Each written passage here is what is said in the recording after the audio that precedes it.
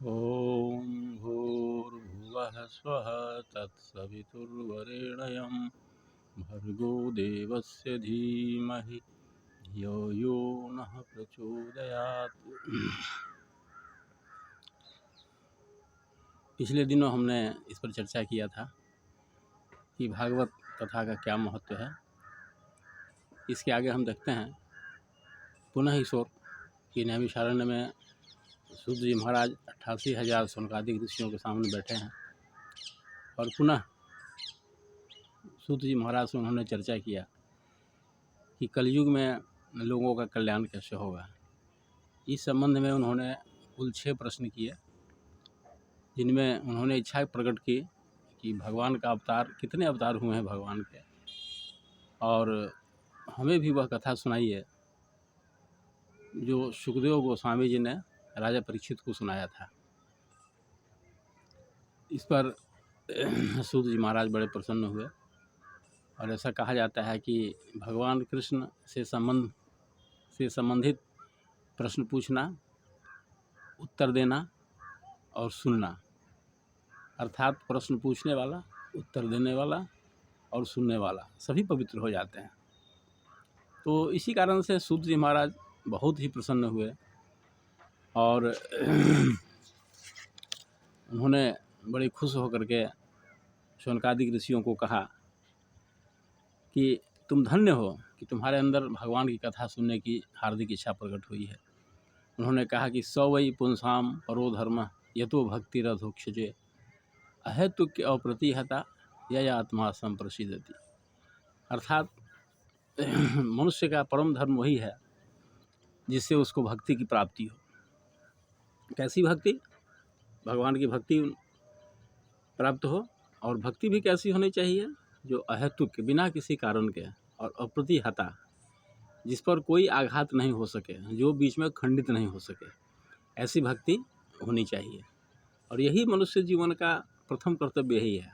बाकी जो करते हैं संसार में जीने के लिए वो अलग विषय है, लेकिन जो प्राइमरी ड्यूटी कहिए उसको, परम लक्ष्य उसका वही है कि हम वैसा ही काम करें जिससे भगवत प्राप्ति हो।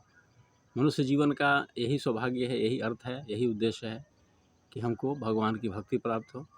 वैसे भक्त तो देखने में बहुत हैं इस दुनिया में।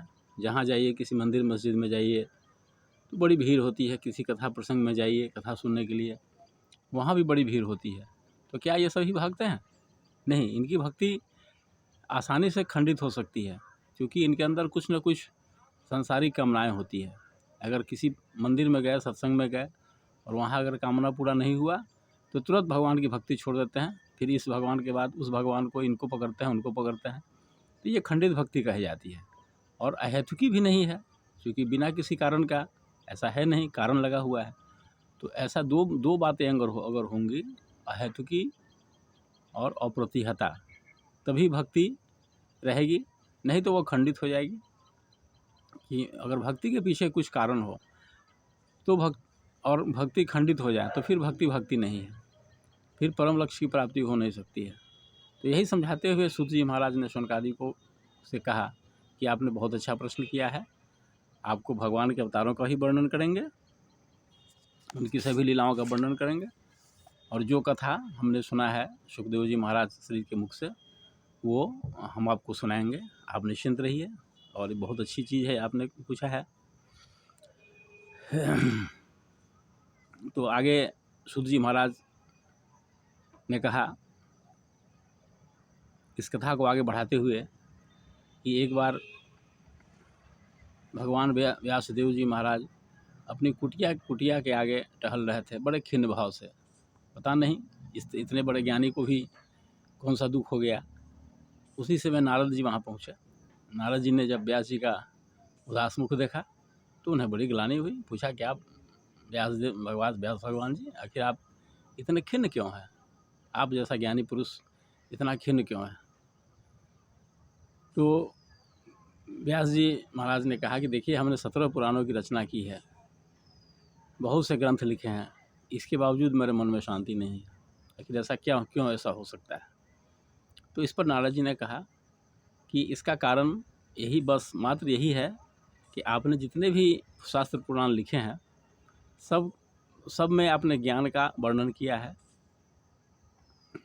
ज्ञान और कर्म का वर्णन किया है, भक्ति का भी किया है, लेकिन उतना विशेष रूप से नहीं। आप अब एक ऐसे पुराण की रचना कीजिए जिसमें भक्ति की प्रधानता हो, जिसे पढ़ करके सुन करके मनुष्य के अंदर भगवत प्राप्ति की इच्छा हो, भक्ति का उदय हो उसके अंतःकरण में। ऐसा ग्रंथ आप लिखिए, फिर देखिए आपको कितनी शांति मिलती है। तो नारद जी के इस सुझाव पर भगवान व्यास ने भागवत पुराण की रचना की, जो भक्ति प्रधान है। इसके बारे में कहा जाता है कि जिस घर में भागवत रखा हो, जो व्यक्ति भागवत कथा का श्रवण करता हो, उसके अंदर भक्ति उदय होना ही होना है। भक्ति प्राप्ति अगर मनुष्य अपने जीवन का लक्ष्य बना ले कि हमको भगवत प्राप्ति करनी है, तो उसको भागवत का श्रवण अवश्य करना चाहिए। उन्होंने इसके समर्थन में अपने पूर्व जन्म की बात कही। एक पूर्व जन्मों की अपने पूर्व जन्मों की घटना का उन्होंने जिक्र किया और कहा कि वे पूर्व जन्म में एक दासी के पुत्र थे। दासी पुत्र होने के बाद उनकी माँ भक्ति मार्ग में उनका सहयोग नहीं करती थी। एक बार की बात है, उनके गांव में कुछ संत महात्मा लोग आए चतुर्मास करने के लिए।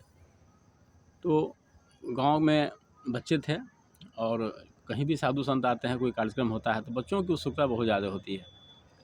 तो इसी कारण से संतों की सेवा में दूसरों को देखा देखी नारद जी स्वयं चले गए और उन्होंने संतों की खूब सेवा की, संतों का जूठन खाया, संतों का प्रसाद खाया और इससे प्रसन्न होकर के संतों ने उन्हें आशीर्वाद दिया कि तुमको इस जन्म में भगवत की प्राप्ति हो, तुम भक्ति मार्ग पर आगे बढ़ो, तुम्हें निश्चित रूप से सफलता मिलेगी। तो नारद जी बड़े खुश हुए। कुछ दिनों के बाद उनकी माता जी का भी देहांत हो गया और उसके बाद वो घर छोड़ करके बाहर चले गए और भगवान की भक्ति में अपने आप को लीन कर दिया। ये उदाहरण दिए हैं नारद जी कि हमने संतों के प्रसाद खाकर, संतों का जूठा खाकर, संतों की सेवा करके हमने भक्ति मार्ग अपना लिया और आज हमारी ये स्थिति है कि हम भगवान ब्रह्मा के मानस पुत्र हैं। तो उन्होंने यही दृष्टांत देकर के उनको प्रेरित किया व्यास जी महाराज को, आप भक्ति प्रधान ग्रंथ लिखिए। इसी से प्रेरित होकर के भगवान व्यास जी ने ये भागवत पुराण की रचना की, जो भक्ति प्रधान ग्रंथ है। और मनुष्य के जीवन में भक्ति का उदय करने के लिए एकमात्र यही ग्रंथ है। और भी हैं, लेकिन विशेष रूप से इसकी चर्चा की जाती है पुराणों में भागवत महापुराण एक ऐसा ग्रंथ है जिसके श्रवण से, जिसके पाठन से मनुष्य के अंदर भक्ति तत्व का उदय होता है, जो जीवन का परम लक्ष्य है। यही तो जीवन का परम लक्ष्य है। हम लोग संसार में उलझे हुए हैं, सब कुछ प्राप्त करना चाहते हैं संसार का, लेकिन भक्ति मार्ग पर चलने का इस जीवन में कभी सोचते भी नहीं कि हमको जीवन में भक्ति मार्ग भी अपनाना है, भगवत प्राप्ति भी करनी है। गोस्वामी जी ने भी लिखा है कि बिना भक्ति मार्ग पर आगे बढ़े हुए मनुष्य को सुख शांति नहीं मिल सकती है। जो कर्म में होगा, जो प्रारब्ध में का जो विषय है वो तो मिल जाएगा। आयु, संपत्ति और परिजन, ये सब प्रारब्ध का विषय है, ये तो मिल ही जाता है। लेकिन भक्ति के लिए थोड़ा सा प्रयास करना पड़ता है मनुष्य को। गोस्वामी जी ने लिखा है कि फूल ही नभ बहुविधि बड़ू फूला, जीव न लह सुख हरि प्रतिकूला। कि आकाश में भले फल फूल उग जाएं, ये कुछ देर के लिए माना जा सकता है, लेकिन भक्ति मार्ग पर चले बिना मनुष्य को सुख शांति मिल जाए, ये मानने का विषय ही नहीं है। उन्होंने बहुत कुछ लिखा है इस संबंध में कि बारी मथे घृत होई बरु, सिकता ते बरु तेल, बिनु हरि भजन न भवतरिया, यह सिद्धांत अपेल। बालू के मथने से घी भले निकल जाए, सिकता मतलब बालू से तेल निकल जाए, लेकिन ये माना जा सकता है कुछ समय के लिए, लेकिन बिना भक्ति के जीवन में सुख शांति आ जाए, ये कभी मानने का विषय नहीं है। इसलिए किसी भी प्रकार से, हम आगे चर्चा करेंगे कि चाहे जैसे भी हो, भगवान के चरण कमलों में प्रेम बढ़े, यही जीवन की सार्थकता है। बाकी तो कोई मतलब नहीं रखता है इन बातों का। सब संसार से रिश्ता केवल इस शरीर का रिश्ता होता है। शरीर के परिवर्तन के बाद सब कुछ परिवर्तित हो जाता है, लेकिन जो भगवत प्राप्ति का जो प्रयास है, ये हर जन्म में मनुष्य जारी रख सकता है। इस जन्म का जो आप प्रयास कर लीजिएगा अगले जन्म में इससे आगे की प्रक्रिया, यही क्रम आगे चलता रहेगा। तो इस बात को मनुष्य को ध्यान रखना चाहिए कि हमारे जीवन का उद्देश्य बस यही हो। फिर आगे हम चर्चा करेंगे इस संबंध में आगे। आज इतना ही, धन्यवाद।